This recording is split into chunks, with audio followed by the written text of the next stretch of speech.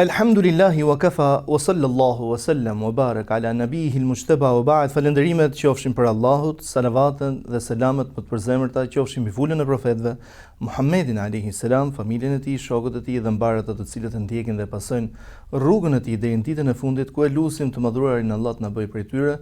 Të dashur teleshikues, ndjekës të kanalit PIS TV, vëllezër dhe motra, asalamu alaykum wa rahmatullahi wa barakatuh.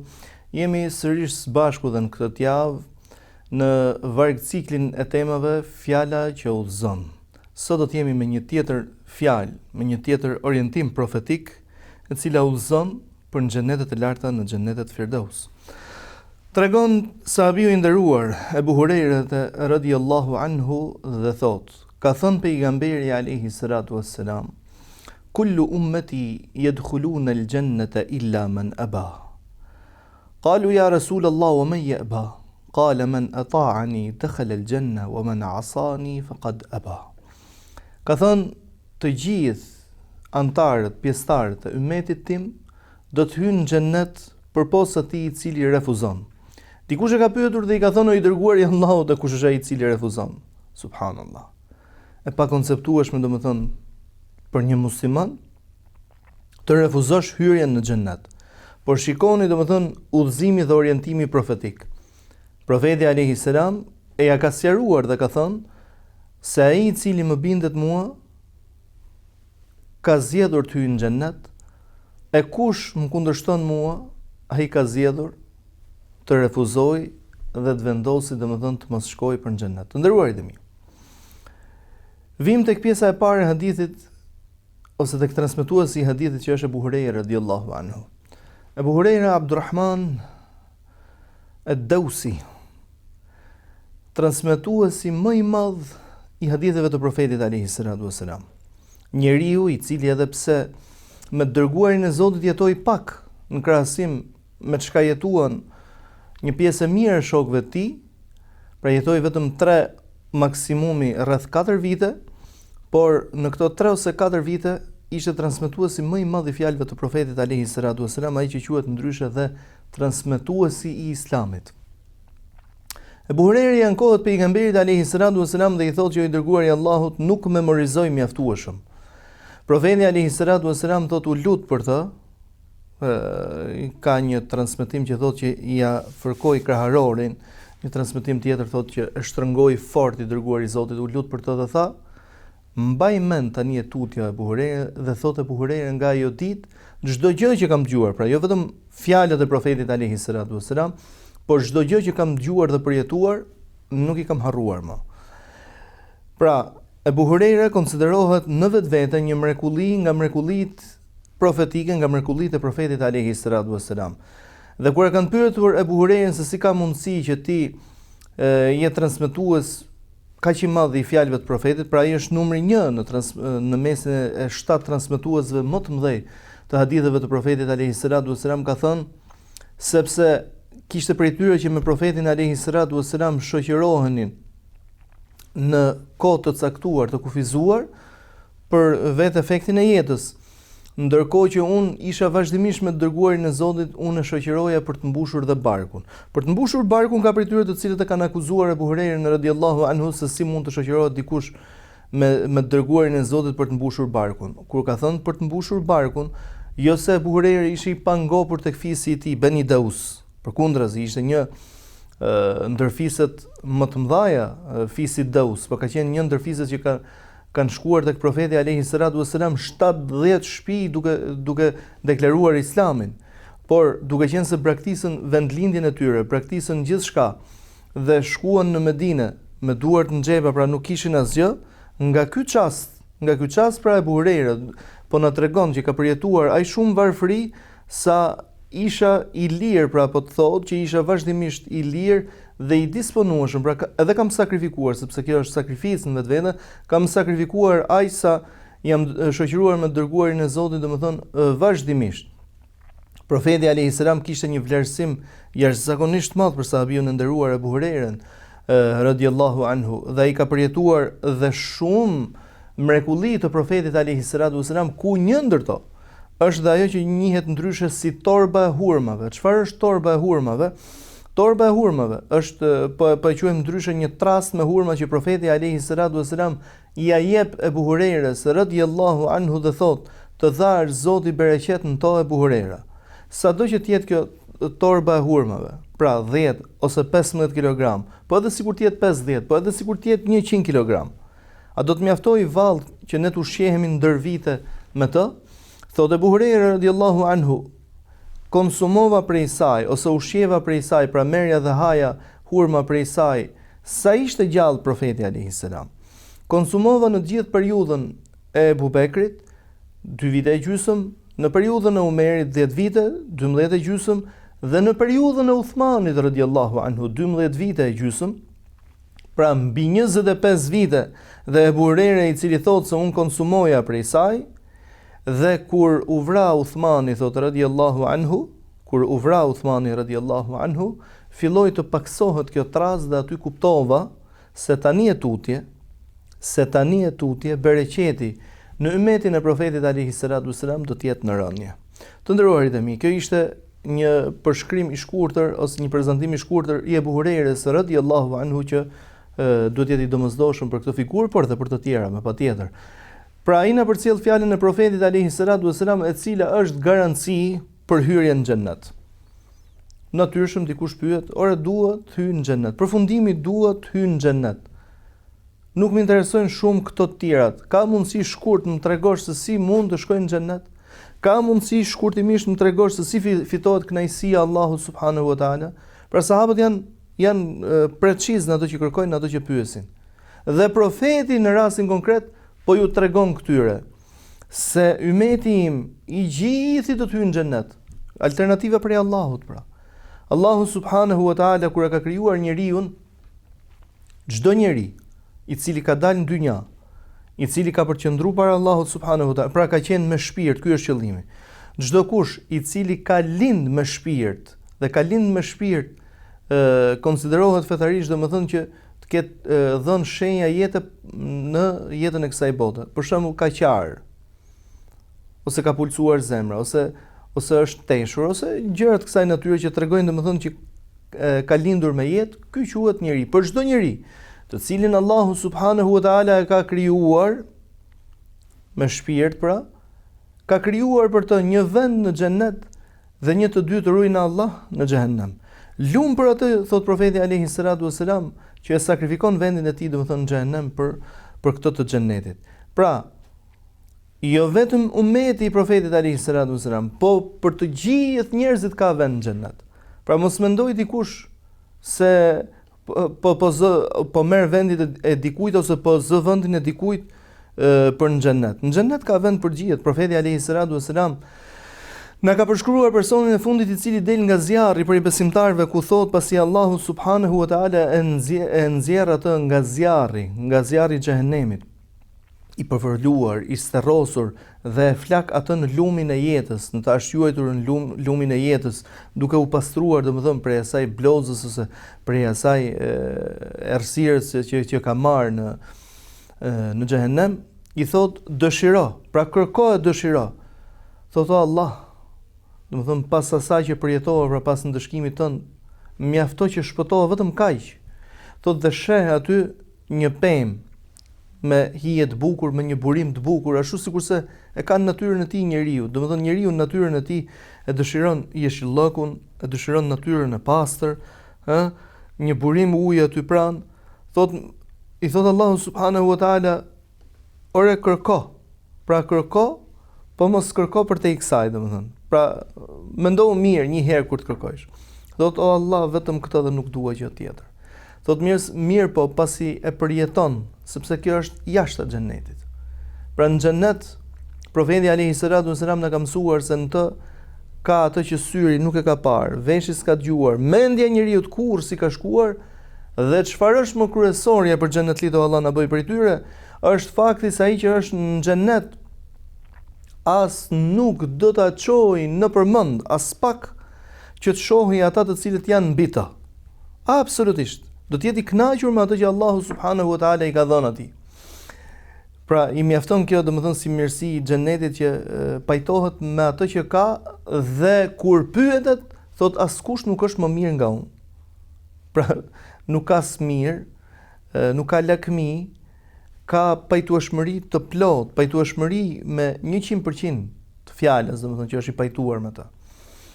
Dhe pasi qëndron një farë kohë, thot, sheh një pemë më të bukur, më pranë ajo xhennetit, me hije më të këndshme, me qëndrim akoma dhe më të mirë, dhe thot, o Allah, sikur të më lejoje që ta ndroja këtë pemën dhe të shkoja tek ajo tjetra.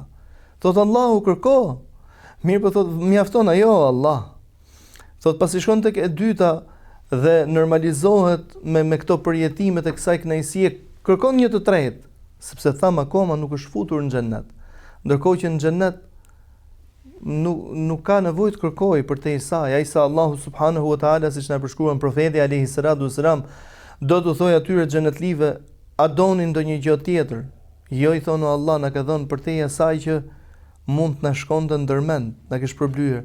Thotë dhe këtu Allahu subhanahu wa taala u jep atë që nuk barazohet me asgjë tjetër, që dhe xheneti me mirësitë e tij nuk të hyn në sy dhe nuk të hyn më në zemër, nuk të kënaqë as pak, është shikimi tek Allahu, tek fytyra e Allahu subhanahu wa taala. Thotë dhe kur kalon tek një pemë e tretë, aty dëgjon zërat e xhenetlive. Aty dëgjon zërat e xhenetlive. Thotë Allah, sikur të më kishe lejuar vetëm të afrohem të shoh. I thotë Allahu subhanahu wa taala, kërko.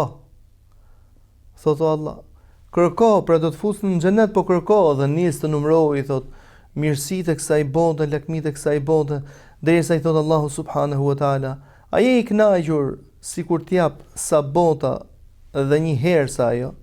Domethënë, cili ka qenë mbreti për shembull më i pushtetshëm në botë, të t'jap botën edhe një herë sa ajo, i thot ky njeri, i thot Allahu subhanahu wa taala, atahza'u bi wa anta rabbul alamin. Atallesh me mua ndërkohë që ti je Zoti i botrave, thot profeti alayhi salatu wasalam, dhe qesh Allahu xhalla xhelalu. Pra qesh me shprehjen e këtij njeriu. Thot dhe kur i thot për të shkuar për të futur, i thot që nuk gjej vend. Pra është plot xheneti, mirë po thot kur futet aty vren që jo vetëm që ka vend, por normalisht ka vend për gjithë njerëzit të cilët i ka krijuar Allahu subhanahu wa taala.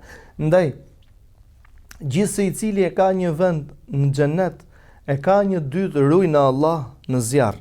Varet kë do të zgjedhë njeriu. E ka njeriu në dorë se çfarë do të zgjedhë. A do të zgjedhë të jetë për xhenetlive apo do të zgjedhë rujnë Allah të jetë për të tjerëve. Por asesi, pra të gjithë, pra ajo që thot profeti alayhi salatu wasalam, i gjithë ummeti imi do të hyjnë në xhennet përpos atij i cili refuzon. E kush refuzon, i dërguari i Allahut, pra përgjigjja është ai i cili mbindet mua, ai dhe ka shpëtuar, e ai i cili më kundërshton mua, ai ka refuzuar. Pra të nderuarit e mi, të gjithë do të hyjnë në xhennet përpos atij i cili refuzon.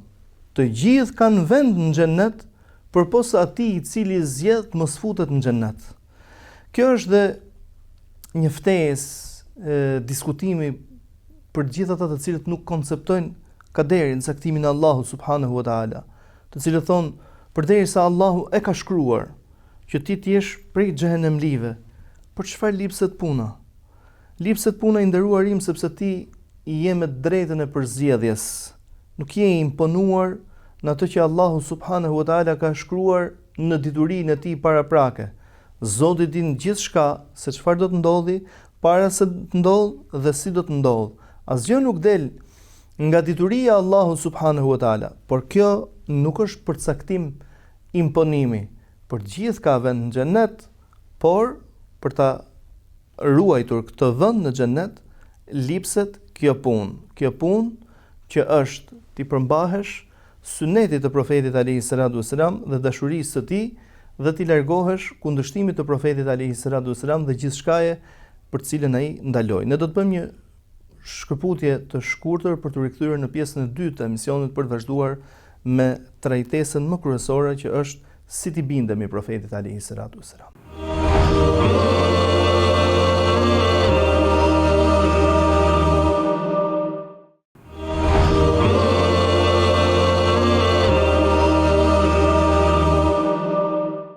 Shikues të nderuar, jemi rikthyer në pjesën e dytë të emisionit ku po flasim pikërisht për garancinë e hyrjes në xhennet dhe profeti alayhi salatu wasalam na garanton se ai i cili i bindet të dërguarit të Allahut, ai ka zgjedhur të futet në xhennet dhe kush kundërshton faqad aba, ai ka zgjedhur të kundërshtojë.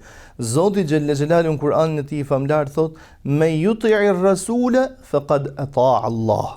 Kush i bindet profetit, ai është bindur Allahu subhanahu wa taala.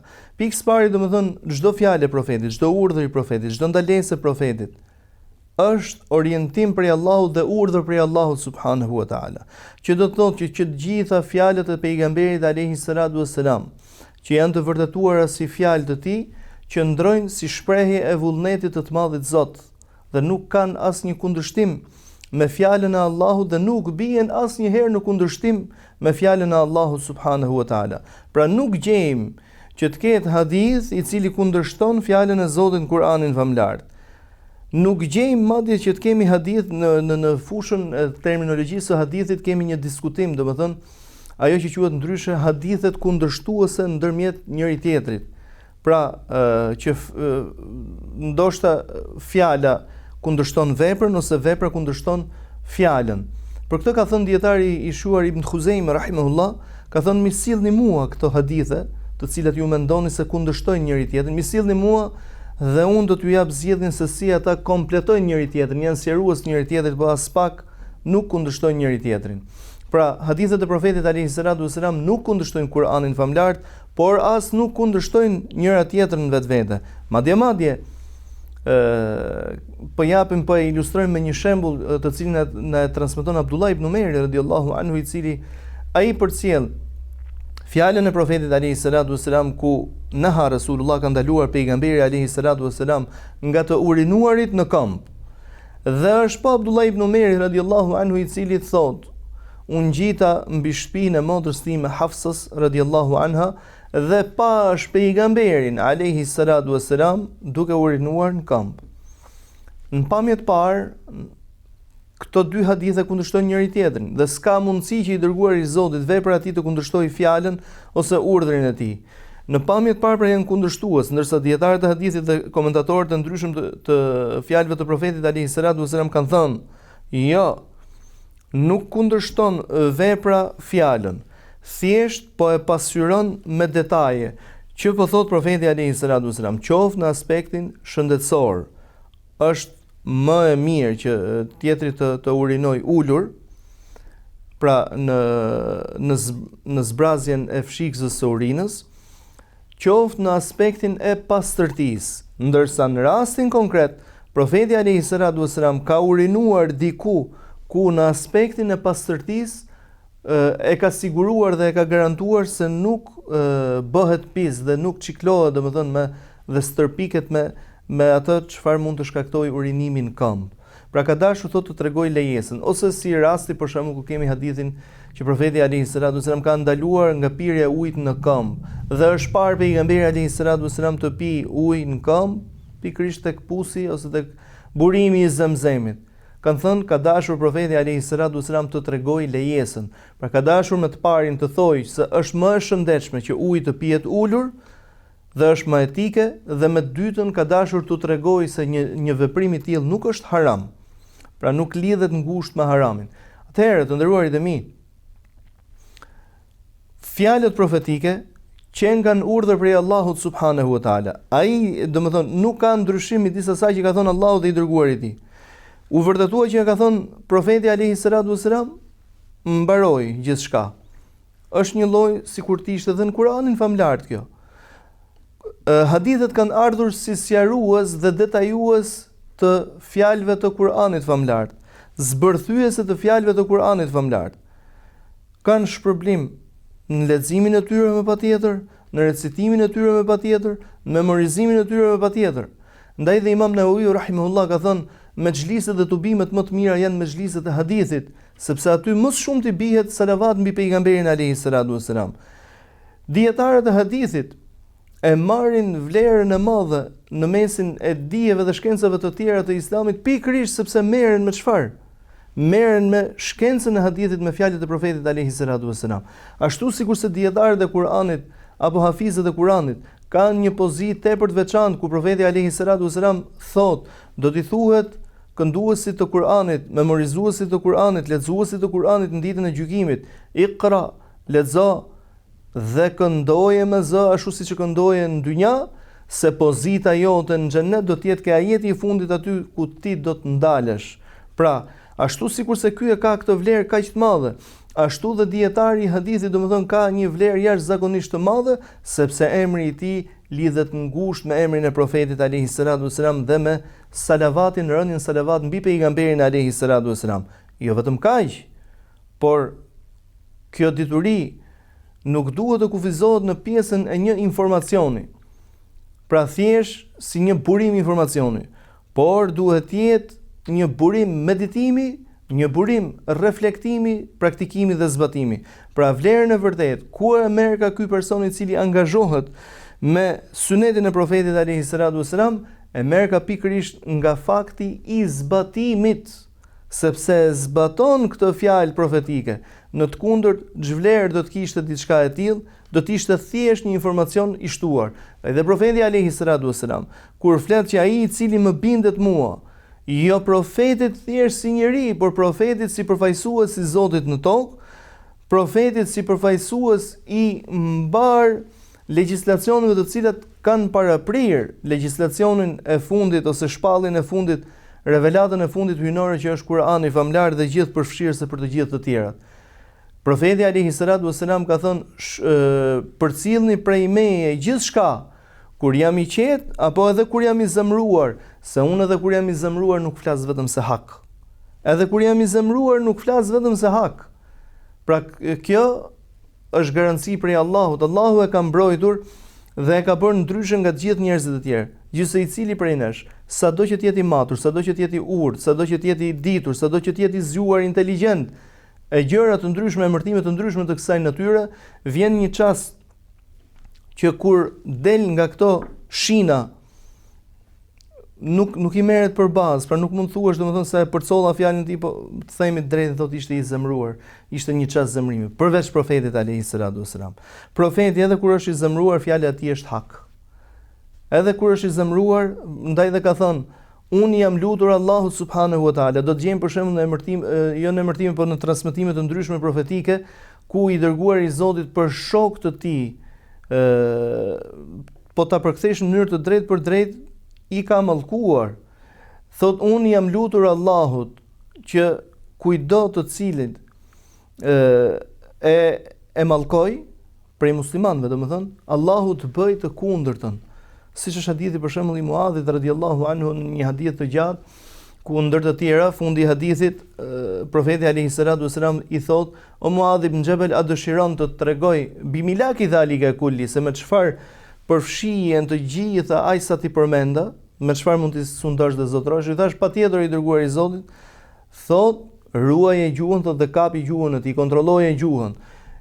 I thot Muadhi radhiyallahu anhu, i dërguari i Allahut, wa inna lamu'akhadhuna bima natakallamu bi, a do të merremi në gjykim dhe do të merremi, domethënë do të fajsohemi dhe për ato që ne flasim. I thot pejgamberi alayhi salatu wasalam, thakilat ka ummuka ya Muadh. Nëse do ta përkthejmë term fjalë për fjalë shqip, do thot të qaftë nëna o Muadh, pra vdeksh. Ndërsa kjo fjalë në gjuhën e fesë përkthehet të pastë nëna, sepse profeti alayhi salatu wasalam thot, çdo që e kam mallkuar prej muslimanëve është e kundërta, sepse unë jam lutur Allahut. Pra janë gjëra domethënë që shpesh herë mund të jetë mësuar dhe goja e njeriu si pasojë dhe shoqërisë ku jeton, ë. Për shembull, në shoqërinë ku ne jetojmë, e supozojmë domethënë rryna Zot është bërë traditës i dikush thotë të marr të drejqi. Pra a ka fjalë më të keqe se të marr të drejqi? Të marr shejtani, po për ku të merr shejtani i mallku? Të merr për në xhami vallë, të merr për në xhenet vallë, ku e ka fundin shejtani i mallku? Të marr të drejqi domethënë që përfundofsh bashkë me shejtanin në xhehenem. Kjo nuk është as pak shprehje e mirë. Nuk është mallkim ose sepse është mallkim dhe lutje në të njëjtën kohë, domethënë, nuk është as pak e mirë, por ja që shoqëria në cilën ti jeton të infekton dhe të bëhet dhe diçka normale dhe mund shohësh se dhe njerëz të ditur mund ta përdorin këtë si shprehje. ndoshta nuk e ka qëllimin drejt për drejti për këto, por ja që e shprehin. Ndaj dhe profeti alayhi salatu wasalam, ndoshta dhe indikuar nga shoqëria në cilën jeton, që ishin gjëra shumë normale, pra si më i thon tjetër vdeksh, ne përdorim edhe me shaka, rujna Zot, domethënë për dikë që o të qafsha unë ty ose vdeksh e gjërat kësaj natyre. Dhe profeti alayhi salam thot, pra çdo të cilin e ka mallkuar në këtë formë, i jam lutur Allahut ta bëj të kundërtën e saj. Ta ndjekësh profetin alayhi salatu wasalam dhe ta pranosh atë në gjithçka. Qofshin këto orientime të konceptueshme, qofshin orientime të pakonceptueshme. Madje qofshin edhe në mënyrën se si i dërguari i Zotit ka jetuar. Por ta ndjekësh në këtë mënyrë në cilin i dërguari i Zotit ka zgjedhur të jetojë, që është më e dobishme për ne, nuk është thjesht një diskutim banal se a bën e kundërta e saj. Pra i dërguari i Zotit kur ka konsumuar ushqim, për shembull, është ulur në tokë. Nuk do të thotë se ne me patjetër duhet ulemi në tokë, por mënyra të cilën ka zgjedhur të ushqehet vrejmë, pra se i dërguari i Zotit, pra në hadithet e ndryshme që përcillet thotë është ulur, pra është mbështetur në tokë, një këmbë e ka përthyer dhe është ulur mbi të, dhe këmbën tjetër, pra e ka ngritur gjurin dhe i ka mbështetur barkun atij gjurit. Çfarë tregon kjo? Kjo tregon për mënyrën e shëndetshme se si duhet ushqehet njeriu, sepse në një tjetër hadith të ka thënë, ena më e keqe që mund të mbushi biri i Ademit është barku i tij, ndaj 1/3 për ushqim, 1/3 për pije dhe 1/3 për ajër. Në mënyrë që mos abuzosh deri në atë pjesën, domethënë, deri në atë pjesë sa mos t'lesh për pije dhe për ajër diçka, metoda profetike pas ka qenë kjo. Por ti këto mund ta respektosh edhe duke ulur në karrike. Pra zgjedh se si ta respektosh atë. Ama ti asesi nuk mund të thush, domethënë që shiko se nuk është ky qëllimi, po dush ti edhe shtrihu, ha dhe shtrirë, se nuk ka asnjë lloj problemi. Jo nuk ka asnjë lloj problemi, sepse ka një etikë se si ushqehesh. Kur të thotë që ha me djathën, kjo është një etikë pa diskutueshme. Pra ka etika fetare të pa diskutueshme dhe ka përzgjedhje profetike, të cilat edhe këto po ti zbatosh, por duke i zbatuar me kuptim, edhe në këto domethënë do të kesh hajër dhe do t'ia shohësh hajrin. Në përgjithësi, profeti alayhi salatu wasalam na ka treguar se zanati më shumë që kanë praktikuar ata profetët ka qenë të qenit bari. Lind pyetja. Po sikur unë sot që të shkoj dhe të ruaj bagtin. S'ka asnjë gjë të keqe nëse e bën dhe është një vlerësim për të gjithë ata të cilët e zbatojnë një detyrë të tillë me përpikmëri. Zoti i shpërbleft o Zot. Por lind pyetja natyrshëm. Vallë, pse? Dhe duhet pyesë njeriu se pse? Sepse profeti ka praktikuar edhe tregtin. Pra ka qenë edhe tregtar, por edhe ka ruajtur bagtin. Nuk e ka patur asnjë problem diçka të tillë, sepse bariu i nderuar im, bariu është ndoshta është ajo prirja për të qenë lider, për të prirë. A është e njëjtë si të prish bagtin dhe të prish njeriu? Normalisht që jo. Por po flasim në aspektin organizativ, në të brendshmën e tij, ky njeri domethënë e posedon atë cilësinë e liderit. Din se ku duhet ndërhyj, din se ku duhet të jetë edhe i ashpër, din se ku duhet të jetë edhe i butë, por mbi të gjitha din të reflektojë. Pra, për zgjedhjet në jetë, orientimet e ndryshme, jo me do e mos bëjnë pjesë ke kjo fjalë profetike që ai i cili më kundërshton mua, në çështjet e fesë, në urdhrat e fesë, ai ka refuzuar. Ndaj garancia profetike është: më ndiq, më paso, o robi i Allahut, o pasuesi im, më paso në gjithçka kam thënë edhe kur nuk e koncepton. Pra ka urdhresa profetike të cilat në pamje të parë nuk konceptohen. Më pason to edhe nëse nuk e din sekretin dhe urtësinë e diçka e të tillë, sepse kështu do të jesh i sigurt, dhe kurse si mos më kundërshto dhe mos zgjidh të jesh prej kundërshtuesve të mi, sepse përfundimi i atij i cili më kundërshton mua, rryna Zot do të jetë xhenemi.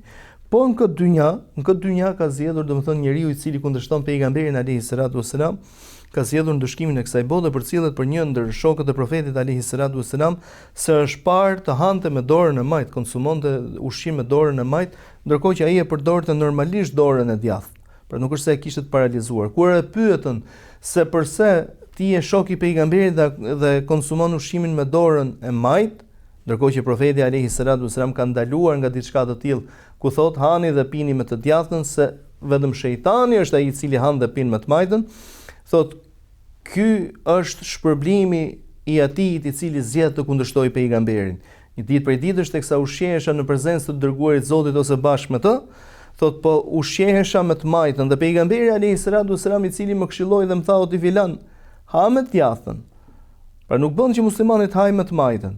Këshilloje tjetër, s'ka problem, edhe nëse është në publik. Se ndoshta këshilla në publik, me mirësjellje, me butësi, bëhet mësim edhe për të tjerë të cilët nuk e kanë vënë re kurrë diçka të tillë. Ndoshta dikë për momentin e bëre shembull, po ja që i vlen shumë të tjerëve. Thot la astatia, nuk mundem i dërguar i Zotit. Por thot fakti që thash nuk mundem, nuk është se unë nuk mundesha me të vërtetë. Por unë nuk mundesha sepse shpreha domethënë atë ndjenjën e kundërshtimit ose më erdhi inat se përse një veprim të tillë të ma bëjnë publik dhe tha profeti alayhi salam lastataat kur mos mundsh nga ajo ditë thot nuk e kam përdorur dot më kurr të djathtën time për të konsumuar ushqim. Ndaj të nderuarit e mi, le të zgjedhim të jemi prej fitimtarëve, prej atyre të cilët zgjedhin për shkuar për në xhenetet e larta, në xhenetet Firdaus, si i thtar të pejgamberit alayhi salatu wasalam, dhe të mos zgjedhim të jemi i thtar të shejtanit mallkuar. Lutem ty i madhnueshmi Allah të na bësh prej i thtarëve të pejgamberit alayhi salatu wasalam në dynja, na bësh prej atyre të cilët i bashkohen karvanit të tij në xhenetet e larta, në xhenetet Firdaus, na mundëso të jetojmë me sunetin, traditën e tij në këtë dynja.